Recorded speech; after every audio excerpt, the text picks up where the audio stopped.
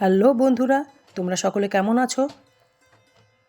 এখন সকাল ৮টা বাজে।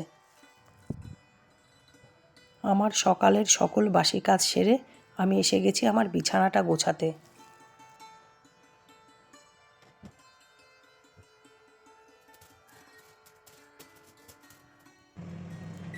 এবার থেকে ঠিক করেছি আমি রোজ আগের মতো সকালবেলা গরম জল খাবো।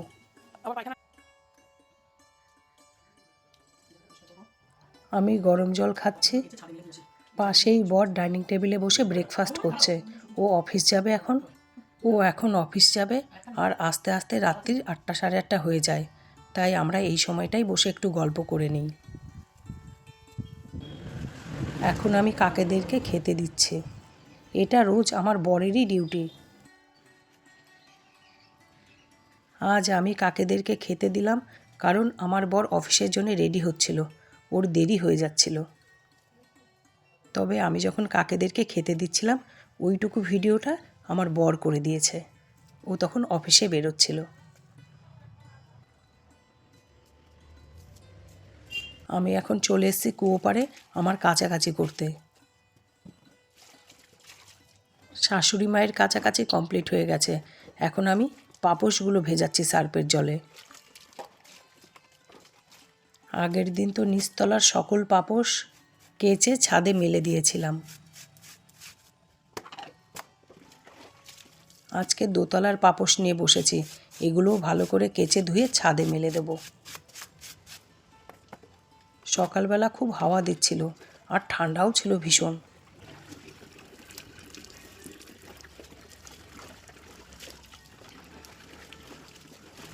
কিন্তু বেলা বাড়ার সাথে সাথে হাওয়া থাকলেও রোদটাও কিন্তু মন্দ ওঠেনি, বেশ ভালো রোদ্দুর উঠেছে।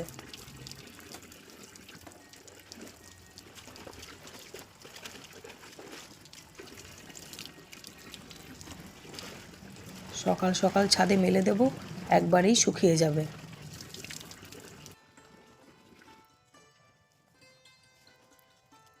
এবারে আমি আমাদের জামা কাপড় ভেজাচ্ছি, এগুলো কাজের দিদি কেচে দেবে।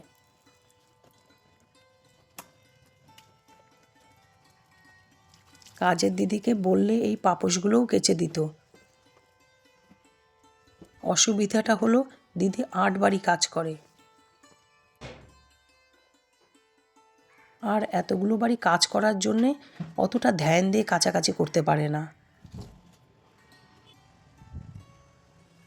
সেই কারণে আমি আমার শাশুড়ি মায়ের কাছাকাছি আমি নিজেই করি। বা কার্পেট, পাপোশ এগুলো সব আমি নিজে পরিষ্কার করি। দিদি যখন কম বাড়িতে কাজ করতো তখন আমার শাশুড়ি মায়ের কাছাকাছি পাপোশ ধোয়া সব কিছুই করতো। আমি একটু বাজারে বেরিয়েছি, এই জামা কাপড় ঘষার ব্রাশ, কজবাইট, স্টিল উল এই জাতীয় কিছু জিনিস দরকার। আর আমি ভিডিও করছি দেখে চাচাজির খুব ভাল লেগেছে।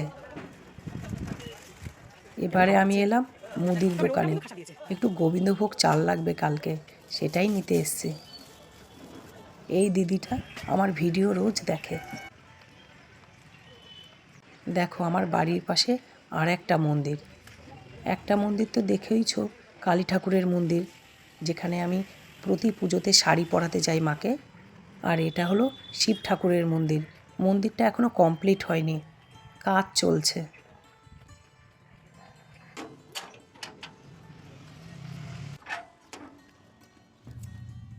এখন বেলা 2:30 বাজে। সারাদিনের সকল কাজ কমপ্লিট করে এবার আমি খেতে বসছি। আজ রান্না হয়েছে বেগুন ভাজা, অড়হরের ডাল, মাছের তেল ভাজা, আলু বড়ি দিয়ে পালং শাক ঘন্ট আর আলু দিয়ে কাতলা মাছের ঝোল। এখন দুপুরটাতে একাই খেতে হয়, বর অফিস, মেয়ে শ্বশুর বাড়িতে, আর শাশুড়ি মায়ের তো কখনই খাওয়া হয়ে গেছে, 12:30 থেকে 1টার মধ্যে ওনাকে খাইয়ে দিই। পরের মধ্যেই করবো। শোনো না কি হয়েছে, দুটো কালি করলে চুমকি দেবে আমাকে।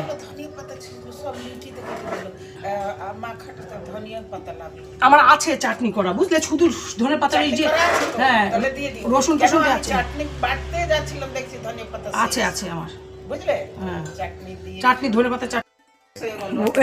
এই ধনিয়া পাতার চাটনিটা বার করো।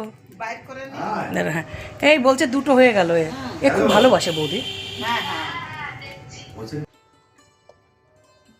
আজ আবার কাঠের উনুনে আমাদের পিকনিক, আলু দিয়ে ডিমের ঝোল আর গরম গরম ভাত।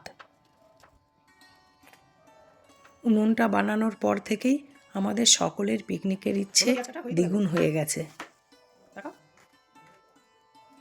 আমার বরকে দেখো পেঁয়াজ কাটতে বসে গেছে। বৌদি বানিয়েছে লিট্টি, আলু চোখা আর বেগুন চোখা। এই লিট্টি চোখা আমার মেয়ে আর বর খেতে খুব ভালোবাসে।